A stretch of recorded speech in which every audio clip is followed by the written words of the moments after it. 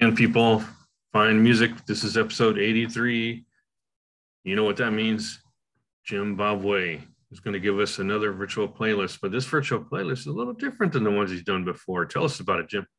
A little bit of a different virtual playlist. Usually I'll pick a set of songs that, relate to the topic.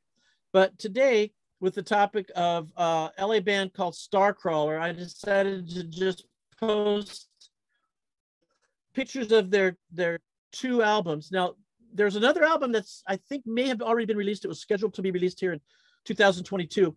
These are the first two albums that Starcrawler released. One of them is called Starcrawler, and the other one is called Devour You.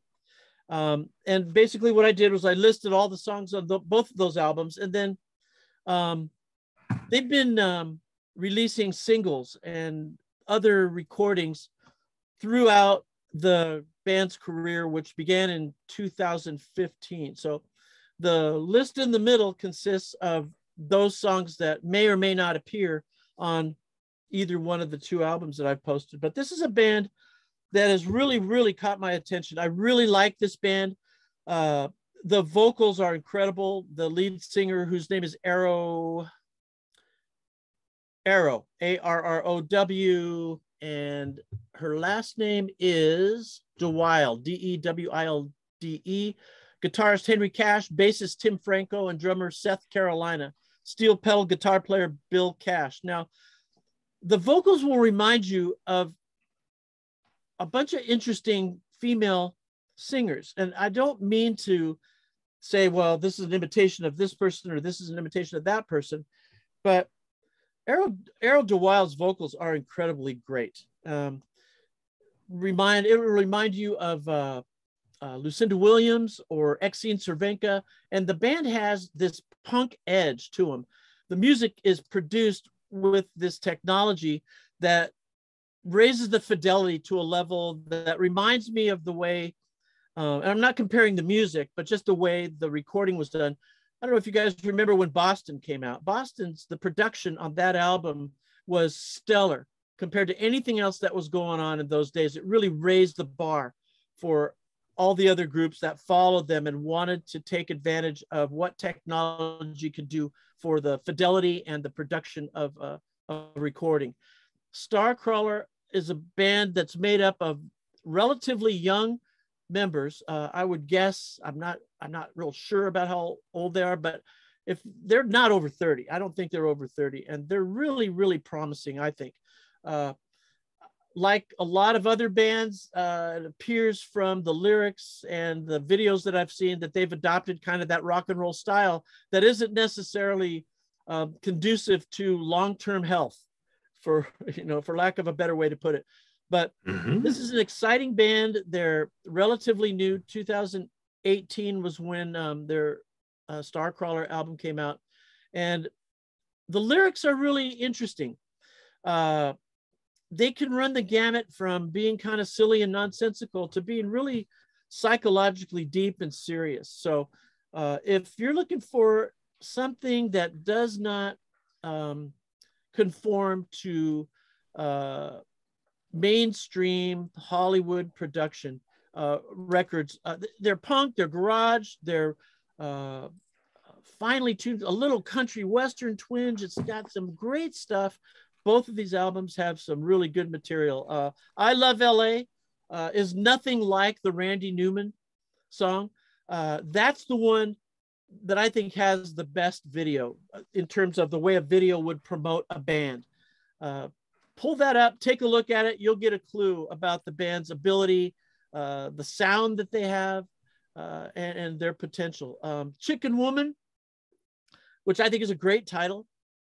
At first, I thought that was kind of a silly little goof off thing, but you look at the lyrics and you're talking about issues of homelessness and things of that nature. On the Devour You album, I can't think of any. No, I think that an album with every cut that's good is really rare. I think of Who's Next. Devour You, I like every cut on that album, and I would highly recommend Devour You. Now, the album that's supposed to be coming out this year, if it hasn't already been released, is She Said. I made a note of that.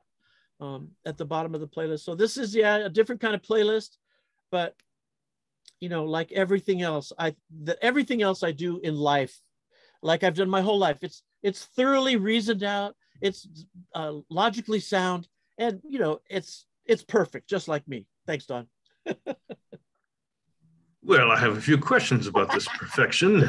Yeah, go ahead. So there are no remakes here of any kind, right? No covers or covers. There's no covers. There's no covers that I know of. Let's put it that way. Okay, that's a good way. The mixing is absolutely impeccable, I think. Because that last song there sounds like a Tom Petty and the Heartbreaker song. Which one? Call Me a Baby? No, I need to know. Oh, I need to know. Featuring Mike Campbell. I haven't heard that, and we could bring that up. I'm willing to bet that it's a Heartbreaker song. I think I wouldn't be surprised. However, I Love LA is not a cover of the Randy Newman song. Right. So. Well, that's what made me think, because Castaway, even Castaway sounds like it rings a bell. But yes, Fred. Is the lead vocalist a female singer? Yes. Yeah, and she has an incredible. She's articulate. Let's put it that way.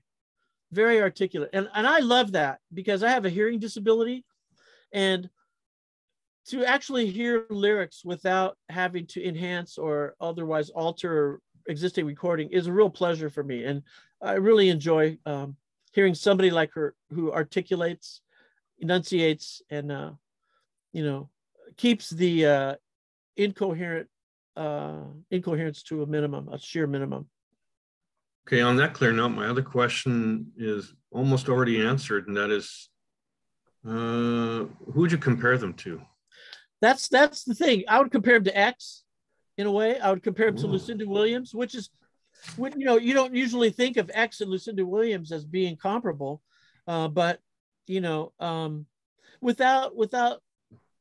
she does this comparison. I'm making this comparison without saying that she is imitating anybody.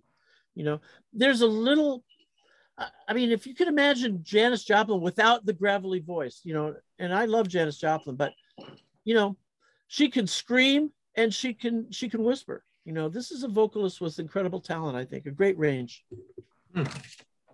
That really helps. Okay, I think we can sum up. All right, do. So Jim has given us virtual playlist number 18, which is his favorite songs from Starcrawler's first two albums. No, these are all the songs from Starcrawler's first two albums. Oh, well, but the middle list is all of them? The middle list is a list of recordings that additional. Okay, I got that wrong. I got that wrong. That's okay. I read it wrong. I thought the middle was like best of, because you got some titles that blend over. Right. Some of these are live recordings. And Castaway, yeah, I haven't heard all of the ones in the middle. I've heard all of the ones on the outer perimeter there. Yeah. Okay, so a little research necessary there. But we can say that if you like X, if you like Lucinda Williams, you're probably going to like Starcrawler. Yeah, and they really have a great edge, I think. Okay, I'm going to need you to take away the screen share so we can thank you in person. Let's do that. Away, screen sharing. Stop share. Boink. There we go. There we go. All right, thank you, Jim. Thank you. Starcrawler.